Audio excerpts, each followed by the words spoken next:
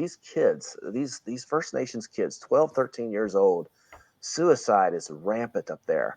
And what happens is these kids will get made fun of, or they'll run into a hardship in their life, and they'll take their own life. And then they observe, the friends of this kid will observe the whole village coming together for 3 days, just mourning these kids. And all they say is what a great kid this was.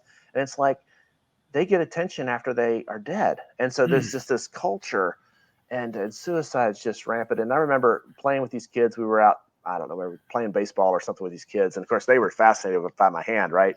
I'm holding the bat with my thumb, and I would play baseball, and I'd hold a glove in my left hand, but then I'd rip my hook glove off and throw left-handed, when I'm throwing the ball. And of course it was a conversation starter for these kids, and they all wanted to touch my hand, and I would pinch them really hard because I've got a really strong thumb, and they just loved it. I called it my lobster claw, and they just thought it was the coolest thing in the world. And I would never forget it, man. There was this like 13-year-old boy, and we just kind of had a little conversation, man. And he's like, Karl, he's like, why didn't you just commit suicide when people made fun of you? He asked me, did people make fun of you? I said, yeah. He's like, why didn't you just go commit suicide?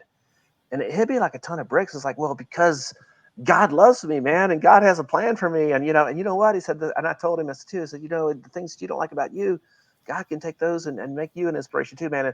And I just remember like just sort of hitting me like, oh my gosh, like here's this culture where these kids are taking their own lives when they run into hardship. And I mean, again, how blessed am I that I'm around this teaching and this growth and just this spiritual part of life where I can see past that, right?